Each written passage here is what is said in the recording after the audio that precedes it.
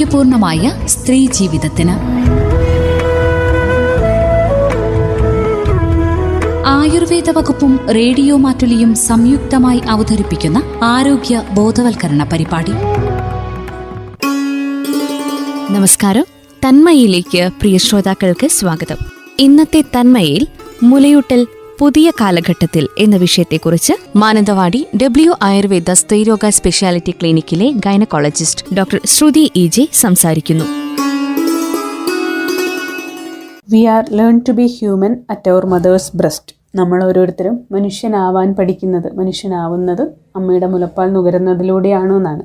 ഞാൻ doctor Shruthi EJ. Thanmaya പ്രോഗ്രാമിലേക്ക് എല്ലാവർക്കും സ്വാഗതം. മുലയൂട്ടൽ വാരാചരണമാണോ നിങ്ങൾക്കെല്ലാം അറിയാം, ഓഗസ്റ്റ് 1 മുതൽ 7 വരെ. അപ്പോൾ അതിൻ്റെ ഭാഗമായിട്ട് ബ്രസ്റ്റ് ഫീഡിങ്ങിനെ പറ്റി തന്നെയാണ് നമ്മുടെ ഇന്നത്തെ ടോപ്പിക്കും. അപ്പോൾ ഇന്നത്തെ കാലഘട്ടത്തിനനുസരിച്ച് ഒരുപാട് വെല്ലുവിളികൾ ബ്രസ്റ്റ് ഫീഡിങ്ങിൽ മുലയൂട്ടലിൽ വന്നിട്ടുണ്ട്. ഒരുപാട് സൗകര്യങ്ങൾ കൂടിയിട്ടുണ്ട്. ഒരുപാട് ശാരീരികപരമായിട്ടും മാനസികപരമായിട്ടും ഒരുപാട് കൺഫ്യൂഷൻസും മുലയൂട്ടലിൽ വന്നു ചേർന്നിട്ടുണ്ട്. അപ്പം പ്രസവവും മുലയൂട്ടലും ഒക്കെ ഏറെ മെഡിക്കലൈസ്ഡ് ആയി എന്നതാണ് ഏറ്റവും വലിയൊരു മാറ്റം. നമ്മുടെ ചുറ്റുമുള്ള അറിവുകൾ വളരെ ഏറെയാണിന്ന്, അല്ലേ? കഴിഞ്ഞ 25-30 വർഷം കൊണ്ടാണ് നാം ഇത്രയും അറിവുകൾക്കുള്ളിൽ ജീവിക്കാൻ തുടങ്ങിയത്. 50 വർഷം മുൻപും 100 വർഷം മുൻപും ഒക്കെ അമ്മമാരുടെ സമൂഹത്തിൻ്റെ മാനസികാവസ്ഥകൾ വളരെ വ്യത്യാസമായിരുന്നു. ഒരുപാട് അബദ്ധധാരണകൾ അന്നും ഉണ്ടായിരുന്നു, ഇന്നും ഉണ്ട്.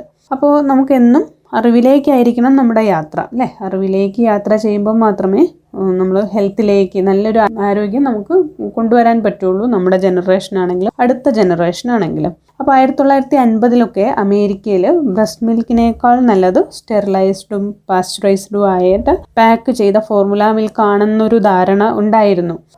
ഒന്നും ഒരു 4 മണിക്കൂർ കൂടുമ്പോൾ മാത്രമേ, അതായത് ഓരോ ഇൻവെസ്റ്റിഗേഷൻ്റെ ഭാഗമായിട്ട് സ്റ്റഡികളുടെ ഭാഗമായിട്ടൊക്കെ വരുന്നതാണ്, 4 മണിക്കൂർ കൂടുമ്പോൾ മാത്രമേ കുഞ്ഞിനെ പാലൂട്ടാൻ പാടുള്ളൂ എന്നൊക്കെ ഒരുപാട് മെഡിക്കൽ വേൾഡിൽ തന്നെ അങ്ങനെ കുറേ നിയമങ്ങളും ഒക്കെ വന്നിരുന്നു. അത് ഓരോ കാലഘട്ടത്തിനനുസരിച്ച് അങ്ങനെ ഓരോ മാറ്റങ്ങളും പഴയതിനെ പുതുക്കി പണിയലും ഒക്കെ നമ്മുടെ മെഡിക്കൽ സിസ്റ്റത്തിലുള്ളതാണ്, അത് ആവശ്യവുമാണ്. പിന്നീട് അതിനൊരുപാട് മാറ്റം വന്നു. മുലപ്പാലിൻ്റെ വളരെ വണ്ടർഫുള്ളായിട്ടുള്ള എഫക്റ്റൊക്കെ എല്ലാവർക്കും തിരിച്ചറിയാൻ തുടങ്ങി. പക്ഷേ ഇന്നും അമ്മമാർ കൺഫ്യൂസ്ഡ് ആണ്. കാരണം ഗൂഗിളും ഡോക്ടേഴ്സും നേഴ്സും വളരെ ആർട്ടിഫിഷ്യൽ മിൽക്കുകളും ഒരുപാട് ചോദ്യങ്ങൾക്ക് നടുവിലാണ് ഇന്നും അമ്മമാർ മുലയൂട്ടൽ എന്നൊരു പ്രക്രിയ നിൽക്കുന്നതെന്ന് പറയാം. അപ്പോൾ ഇപ്പോൾ പലപ്പോഴും അമ്മമാർ പറയാറുണ്ട്, 20 മിനിറ്റ് കുഞ്ഞിന് പാല് കൊടുക്കണം എന്നാണ് ഡോക്ടർ പറഞ്ഞിരിക്കുന്നത്. പക്ഷേ കുഞ്ഞ് 5 മിനിറ്റ് പോലും കുടിക്കുന്നില്ല. 2 മണിക്കൂർ കൂടുമ്പോൾ പാല് കൊടുക്കണം എന്നാണ് പറയുന്നത്. കുഞ്ഞ് 2 മണിക്കൂർ കഴിഞ്ഞപ്പോൾ എണീക്കുന്നില്ല. എത്ര വിളിച്ചിട്ടും കുഞ്ഞിനെ 1 മണിക്കൂർ വിളിച്ചാലും കുഞ്ഞ് എഴുന്നേൽക്കുന്നില്ല. അപ്പോൾ അലാറം വെച്ച് എഴുന്നേറ്റ് രാത്രിയൊക്കെ പാല് കൊടുക്കുന്ന അമ്മമാരൊക്കെ, അങ്ങനെ ഒരുപാട് സ്ട്രെയിൻ മുലയൂട്ടലിനെ സംബന്ധിച്ച് അമ്മമാർ അനുഭവിക്കുന്നുണ്ട്. ദിവസവും കുഞ്ഞിന് വെയിറ്റ് കൂടുന്നുണ്ടോ എന്ന് നോക്കുന്ന അമ്മമാരെ പോലും എനിക്കറിയാം. അപ്പോൾ വീട്ടുകാരുടെ അമിത കൺസേൺ, വീട്ടുകാരുടെ അമിത ഇടപെടലുകളൊക്കെ അമ്മയുടെയും കുഞ്ഞിൻ്റെയും ജീവിതം പലപ്പോഴും ദുസ്സഹമാക്കുന്നുണ്ട്. അപ്പോൾ മുലയൂട്ടലിനെ പറ്റി ഏറ്റവും ആദ്യം പറയാനുള്ളത്, അത് വളരെ നാച്ചുറലായിട്ടുള്ളൊരു പ്രോസസ്സാണ്, അതൊരു ബയോളജിക്കൽ പ്രോസസ്സാണ്. അത് ഹെൽത്തി ആവണം. അതിനെ മെഡിക്കലൈസ്ഡ്, അതായത് ഒരു രോഗത്തെ ചികിത്സിക്കുന്നത് പോലെ മുലയൂട്ടലിനെയോ പ്രസവത്തെയോ ഗർഭകാലത്തെയോ ഒന്നും കാണാതിരിക്കാൻ നമ്മൾ പഠിക്കണം എന്നുള്ളതാണ് ഇതിൻ്റെ ഏറ്റവും ആദ്യത്തെ സ്റ്റെപ്പ്. അപ്പോൾ ഉള്ള ആരോഗ്യ പ്രശ്നങ്ങളെ പരിഹരിക്കുക മാത്രം ചെയ്തുകൊണ്ട് അമ്മയെയും കുഞ്ഞിനെയും വളരെ സമാധാനത്തിൽ വളരെ ഫ്രീ ആയിട്ട് ജീവിക്കാൻ വിട്ടാൽ തന്നെ മുലയൂട്ടലിനെ സംബന്ധിച്ച് ഒരുപാട് പ്രശ്നങ്ങൾ നമുക്ക് പരിഹരിക്കാൻ സാധിക്കും.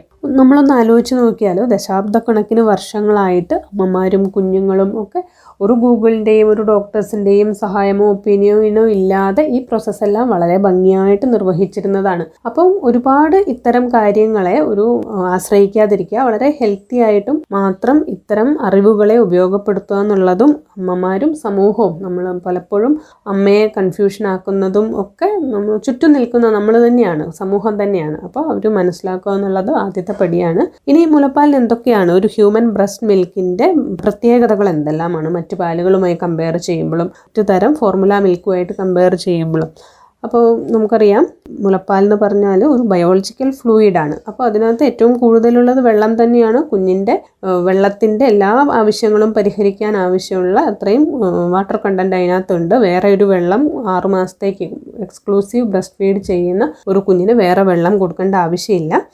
കൂടാതെ പ്രോട്ടീൻ, ലാക്ടോസ്, പലതരം ഫാറ്റ്സ്, ആൻറ്റിബോഡീസ്, വൈറ്റമിൻ, മിനറൽസ്, പലതരം ഹോർമോൺസ്, ഏകദേശം 800 സ്ട്രെയിൻസ് ഓഫ് ബാക്ടീരിയ പോലും ബ്രസ്റ്റ് മിൽക്കിൽ അടങ്ങിയിരിക്കുന്നു. അതായത് കുഞ്ഞിൻ്റെ ന്യൂറോ ഡെവലപ്മെൻറ്റിനെയും ബ്രെയിൻ ഡെവലപ്മെൻറ്റിനെയും ഇമ്മ്യൂൺ സെൽസിനെ ആക്ടിവേറ്റ് ചെയ്യാനും ഒക്കെ പറ്റുന്ന തരത്തിലുള്ള കോമ്പിനേഷൻസ് ആണ് ബ്രസ്റ്റ് മിൽക്ക് എന്ന് പറഞ്ഞാൽ.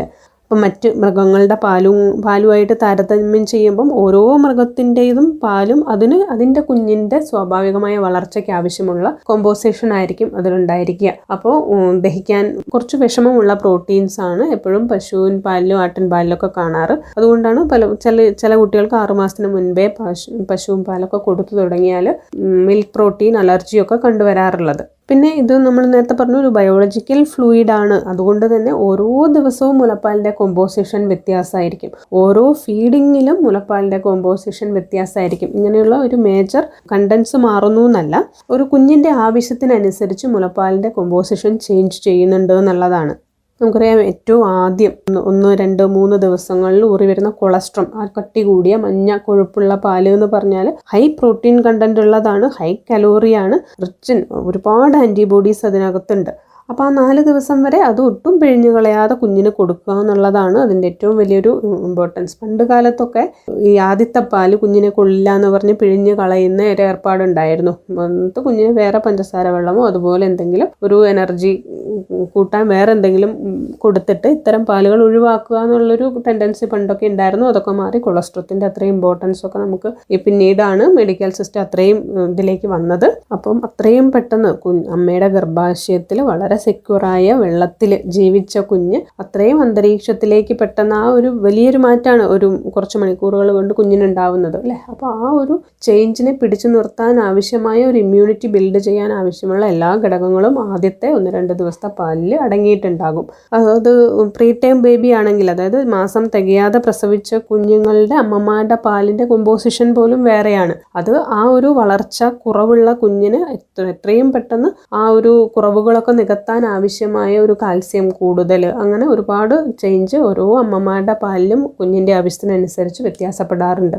4 ദിവസം കഴിഞ്ഞ് ഉണ്ടാവുന്ന പാലിന് നമ്മൾ ട്രാൻസിഷണൽ മിൽക്ക് എന്ന് പറയും. അതായത് 4 മുതൽ ഒരു 10 ദിവസം വരെ അതിനകത്ത് പ്രോട്ടീൻ്റെ അളവ് കുറവായിരിക്കും. 10 ദിവസം കഴിഞ്ഞാൽ മെച്വർ മിൽക്ക്, അതിനകത്ത് പ്രോട്ടീൻ കുറയും, ഫാറ്റ് കണ്ടന്റ് കൂടി വരും. മെച്വർ മിൽക്കിൽ എപ്പോഴും ഫാറ്റ് കണ്ടന്റ് കൂടുതലായിരിക്കും. കൂടാതെ വൈറ്റമിൻ ഡി, ലാക്ടോസ് കണ്ടന്റ് ഒക്കെ അതിനകത്ത് വ്യത്യാസം വരും. അപ്പോൾ ഇതുപോലെ ഡിസൈനർ മിൽക്ക് എന്ന് പറയാം. നമുക്ക് ഓരോ കുഞ്ഞിനനുസരിച്ചും ഡിസൈൻ ചെയ്യുന്നതാണ് അവരുടെ അമ്മമാരുടെ പാല് എന്ന് പറയാം. കുഞ്ഞിനൊരു പനി പിടിച്ചാലോ കുഞ്ഞിനൊരു ഇൻഫെക്ഷൻ വന്നാൽ ആൻറ്റിബോഡീസിൻ്റെ കണ്ടൻസും അതിൻ്റെ അളവും അമ്മമാരുടെ പാലിൽ ചേഞ്ച് ചെയ്യുന്നുണ്ട്. അപ്പോൾ നമ്മളൊന്ന് ആലോചിച്ച് നോക്കുക, എത്ര ബുദ്ധിപൂർവമായിട്ടാണ് നമ്മുടെ ഒരു സിസ്റ്റം, ഒരു അമ്മയുടെ സിസ്റ്റം, ഒരു ഹ്യൂമൻ ബോഡി വർക്ക് ചെയ്യുന്നത് എന്നുള്ളത്. അപ്പോൾ അതിനൊന്നും ഒരിക്കലും നമുക്ക് റെപ്ലിക്കേറ്റ് ചെയ്യാനോ അത് ഒരു ഫോർമുല മിൽക്ക് വഴി ഇത് എന്തൊക്കെ കോമ്പോസിഷൻ നമ്മൾ കൃത്യമായിട്ട് കണ്ടുപിടിച്ചാലും ഒരു അമ്മയുടെ പാലിന് പകരം വെക്കാൻ ഈ ലോകത്ത് ഒന്നിനും ആവില്ല എന്നുള്ളതാണ്.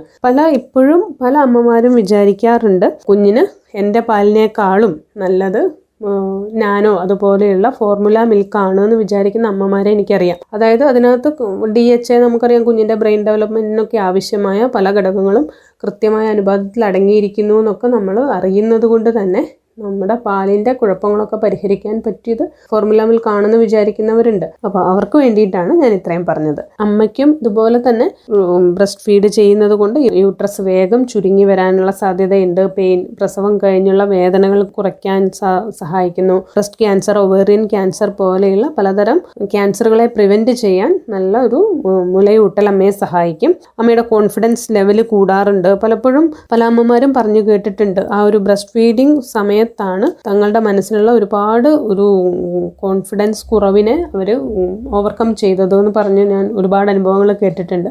അപ്പോൾ ഒരു ഹോർമോണൽ ലെവല് ആ പ്രഗ്നൻസി ഡെലിവറി ആ സമയം കൊണ്ട് ഒരു റീസെറ്റ് ചെയ്യപ്പെടുന്നുണ്ട്. അതുകൊണ്ട് നമ്മുടെ ചിന്തകൾ, ആ അമ്മയുടെ ചിന്തയിൽ, പ്രവൃത്തിയിൽ ഒക്കെ ഒരു മെച്യൂർ ആവാനുള്ള ഒരു ന്യൂറോ കെമിക്കൽ ചേഞ്ചസ് എല്ലാം ആ കാലഘട്ടം കൊണ്ട് അമ്മയ്ക്ക് ഉണ്ടാവുന്നുണ്ട്. മുലയൂട്ടൽ സമയത്തും അത് ഉണ്ടാവുന്നുണ്ട്. പ്രധാന ഹോർമോൺസ് ആയ പ്രൊലാക്റ്റിൻ, ഓക്സിറ്റോസിൻ ആണ് മുലയൂട്ടലിനെ സഹായിക്കുന്നത്. പ്രൊലാക്റ്റിൻ നമുക്ക് ലവ് ഹോർമോൺ എന്ന് പറയാം. ലവ്, അപ്രീഷിയേഷൻ, കമ്പാഷൻ ഒക്കെ തോന്നുമ്പോഴാണ് പ്രൊലാക്റ്റിൻ കൂടുതൽ സെക്രീറ്റ് ചെയ്യപ്പെടുക. അപ്പോൾ ഇത്തരം ഫീലിങ്ങുകളെല്ലാം ബ്രെയിനിൽ വളരെ പോസിറ്റീവായ മാറ്റങ്ങൾ വരുത്തുന്നുണ്ട്. ഓക്സിറ്റോസിൻ ആണെങ്കിലും ബോണ്ടിങ് ഹോർമോൺ, ഒരു സംതൃപ്തിയും സന്തോഷവും ഒക്കെ നമുക്ക് തോന്നിക്കുന്ന ഹോർമോൺസ് ആണ് ഓക്സിറ്റോസിൻ. പൊതുവെ അമ്മമാർക്ക് അസുഖങ്ങൾ കുറവായിരിക്കും, ഇമ്മ്യൂൺ സെൽസ് വളരെ ആക്റ്റീവ് ആകും. നമുക്കറിയാം, പ്രസവം കഴിഞ്ഞ് ഒരുപാട് പ്രശ്നങ്ങളിലൂടെ അമ്മമാർ കടന്നു പോകാറുണ്ട്. ശരിക്കും ഉറങ്ങാറില്ല, ഒരുപാട് ബ്ലഡ് ലോസ്, അതിൻ്റെ കൂടെ കുഞ്ഞു പാല് കുടിക്കുന്ന ക്ഷീണം, ഇതൊക്കെ ഉണ്ടെങ്കിലും എനർജറ്റിക് ആയിട്ട് ഫീൽ ചെയ്യാൻ പാകത്തിന് എല്ലാ മാറ്റങ്ങളും ശരീരം നേരത്തെ തന്നെ ഒരുക്കി വെക്കുന്നുണ്ട്. അതുകൊണ്ട് തന്നെ മുലയൂട്ടലിൻ്റെ ഒരു പ്രാധാന്യം നമ്മൾ വിചാരിക്കുന്നതിനേക്കാളും ഒരുപാട് അപ്പുറത്താണ്. പിന്നെ ഇത്തരം അവസ്ഥകളിലൂടെ കടന്നു പോകുന്ന അമ്മമാർക്ക് ആവശ്യമെങ്കിൽ ഒരു ഫ്രീ ആയിട്ടുള്ള ലാക്ടേഷൻ കൗൺസിലിംഗ് നമ്മൾ ഈ ആഴ്ച ഒരുക്കുന്നുണ്ട്. അപ്പോൾ അതിനുള്ള ഫോൺ നമ്പർ ഇവിടെ ഷെയർ ചെയ്യും. അപ്പോൾ അതിലേക്ക് ആർക്ക് വേണമെങ്കിലും ഇത്തരം സംശയങ്ങളോ ഇത്തരം അനുഭവങ്ങളിലൂടെ, പ്രശ്നങ്ങളിലൂടെ കടന്നു പോകുന്ന അമ്മയ്ക്ക് വിളിക്കാവുന്നതാണ്. ബാക്കി നമുക്ക് അടുത്ത എപ്പിസോഡിൽ പറയാം. ഇന്നത്തെ തന്മയിൽ നിങ്ങൾ കേട്ടത് മുലയൂട്ടൽ പുതിയ കാലഘട്ടത്തിൽ എന്ന വിഷയത്തെക്കുറിച്ച് മാനന്തവാടി ഡബ്ല്യു ആയുർവേദ സ്ത്രീരോഗ സ്പെഷ്യാലിറ്റി ക്ലിനിക്കിലെ ഗൈനക്കോളജിസ്റ്റ് ഡോക്ടർ ശ്രുതി ഇ.ജെ സംസാരിച്ചത്. ഇതോടെ ഇന്നത്തെ തന്മയ ഇവിടെ പൂർണ്ണമാകുന്നു. നന്ദി, നമസ്കാരം.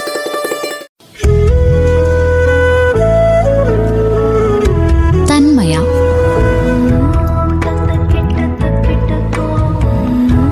ആരോഗ്യപൂർണമായ സ്ത്രീ ജീവിതത്തിന് ആയുർവേദ വകുപ്പും റേഡിയോ മാറ്റുലിയും സംയുക്തമായി അവതരിപ്പിക്കുന്ന ആരോഗ്യ ബോധവൽക്കരണ പരിപാടി.